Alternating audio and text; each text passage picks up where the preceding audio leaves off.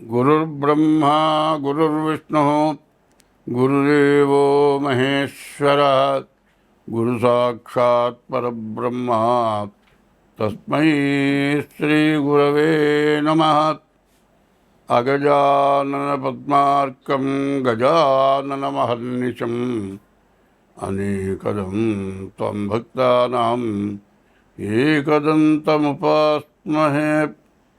శరదిందువికాసమందహాసాం స్ఫురదిందీవరలోచనాభిరామాం అరవిందసమానసుందరాస్యాం అరవిందాసనసుందరీముపాసే.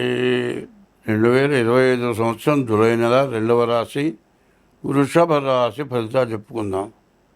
వృషభ రాశి అధిపతి అయినటువంటి శుక్రుడు వృషభంలోనే ఉన్నాడు. బాగా ఉపయోగపడతాడు. శని 11 ఉన్నాడు, గురువు 2 ఉన్నాడు. అయితే ఈ 3 గ్రహాలు మాత్రం చాలా బాగున్నాయి.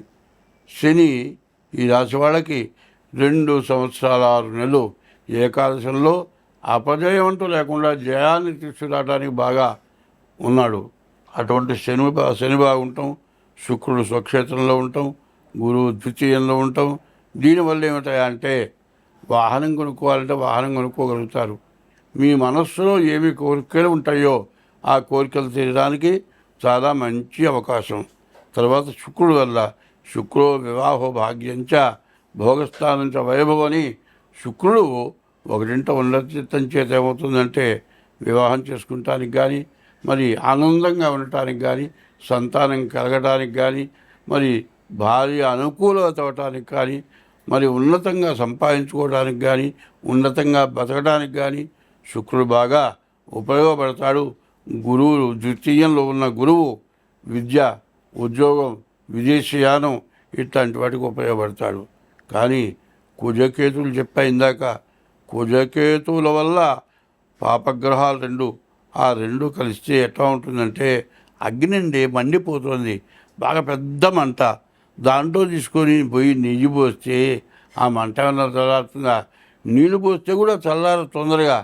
బాగా నీళ్లు విపరీతంగా పోస్తే కానీ మండిపోయే మంట చల్లారదు కాదండి. అగ్నికి ఆద్యం పోసినట్టు కేతువుకి కుజుడు తోడైనాడు. దీనివల్ల విపరీతమైన సమస్యలు, ఎటువంటి సమస్యలు చెప్పటానికి అలివిగానటువంటి సమస్యలు మాత్రం కుజకేతువుల వల్ల. రాహు 10 ఉన్నాడు. రాహు వల్ల కూడా చాలా ఇబ్బందులు కలగటానికి బాగా పరిస్థితి కనబడుతుంది. రాహుకేతువుల మధ్యలోనే గ్రహాలన్నీ ఉండటం చేత కాలసర్పయోగం అంటారు. ఈ కాలసర్పయోగంలో వివాహం చేసుకోవాలి అంటే వాళ్ళిద్దరికీ జాతకాలు కలిసినయా లేవా జాగ్రత్తగా చూసి, కుటుంబం ఎట్లా ఉంది అన్ని విధాలా కనుక్కొని చాలా జాగ్రత్త పడి వివాహం చేసుకోవాలి. కాదండి మేమిద్దరం ఒక చోట ఉద్యోగం చేస్తున్నాం, ఆ అమ్మాయి కూడా నాతో పాటు ఉద్యోగం చేస్తుంది, అమ్మాయి నాతో బాగా కలిసి మాట్లాడుతుంది, మా ఇద్దరి మనసులు కలిసిపోయినాయండి కాబట్టి మేమిద్దరం పెళ్లి చేసుకుంటాం అంటే చెబితే ఇంటికి వచ్చి తల్లిదండ్రులు చెబితే అదేందిరా ఆ అమ్మాయి కులమేంటో మన కులమేంటో తెలియకుండా ఎట్లాగరా వివాహం అంటే ఇది మీరు పెంచడం వరకే మీ బాధ్యత, చదువు చెప్పించడం అంతకంటే బాధ్యత, ఉద్యోగం ఇప్పించడం మీ వరకు బాధ్యత. పెళ్లి చేసుకుంటాం అనేప్పటికీ నా ఇష్టం లేకుండా మీ ఇష్టం ప్రకారం పెళ్ళి ఎట్లా చేస్తారు? పెళ్ళి నీతో చెప్పాల్సిన అవసరం లేదు, నా ఇష్ట ప్రకారం నేను చేసుకుంటా. ఒరే జాతకాలు కలిసినాయో లేవో చూడాలరా. నీ జాతకాలు కలవని కలవకపోని మీరిద్దరు పోయి తల్లిదండ్రులు ఇద్దరు పోయి గంగలు దుకండి కాక మేము మాత్రం ఖచ్చితంగా పెళ్లి చేసుకుంటాం. మీరు ఒప్పుకుంటారా? ఇంటి దగ్గర అందరి మధ్యలో చేసుకుంటాం. కాదంటారా? పోయి రిజిస్టర్ మ్యారేజ్ చేసుకుంటాం, మా స్నేహితులతో కూర్చొని దండలు మార్చుకుంటాం, అయిపోతుంది. అంతేగాని మరి మేమిద్దరం ప్రేమ పక్షులం, మనం ఎవరేమన్నా ఇక వినమని ప్రేమ పక్షులు ఇద్దరు ఎవరు చెప్పినా వినరు, పెళ్లి చేసుకుంటారు. ఈ పెళ్ళి ఇందాక మాత్రం ఆనందం, పరమానందం, బ్రహ్మానందం. ఈ ఆనందం అంతా ఏమవుతుందంటే పెళ్ళైన 3వ రోజు నుంచే మొదలవుతుంది. అత్తగారింటికి కోడలు వస్తుంది. అక్కడికి వచ్చిన తర్వాత నేను ఉద్యోగం చేస్తున్నాను, మా ఆయన ఉద్యోగం చేస్తున్నాడు, నీకెందుకు ఇవాళ తాళాలు? నా బుడ్లో పెట్టుకుంటా, నాకు ఈ తాళాలు. ఇది కాక ఇదిగో నేనేమో అన్నం ఉడుకుతున్నా, నువ్వు గుడ్డలు ఉతుకో.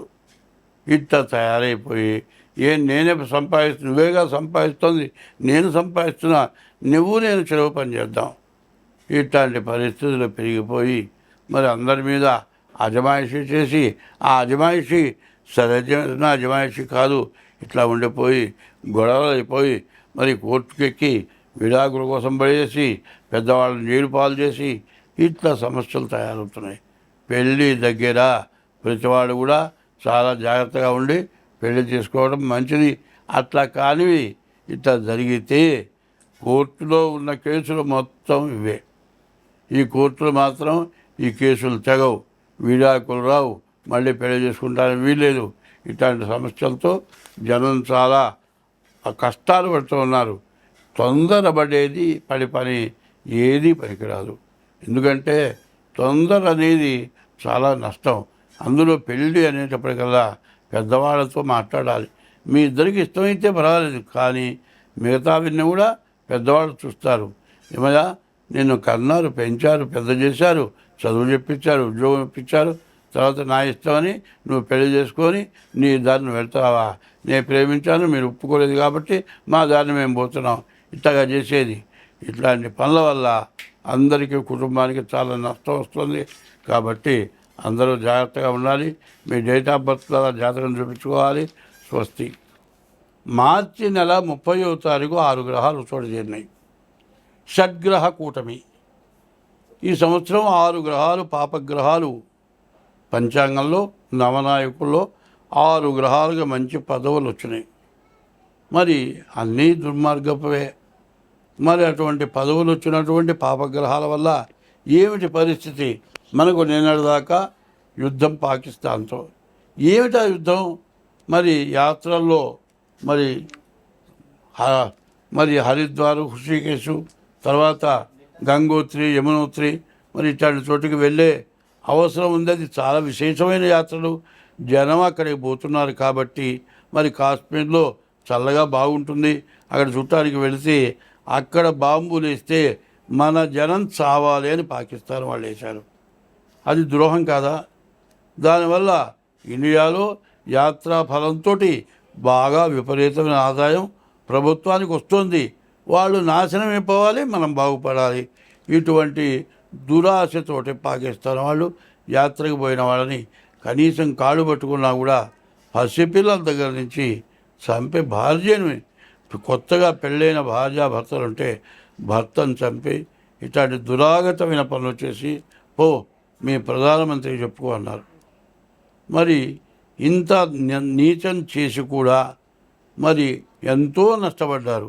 ఎంతో నష్టపడటం కాదు, మన జనాల్ని దురాగతంగా చంపినందుకు నీళ్లు దొరకకుండా తాగడానికి నీళ్లు లేని పరిస్థితుల్లో కూడా వాళ్ళ బుద్ధి మారలేదు. అదే కాదు, ఇజ్రాయెల్ ఇటు వచ్చేప్పటికల్లా మరి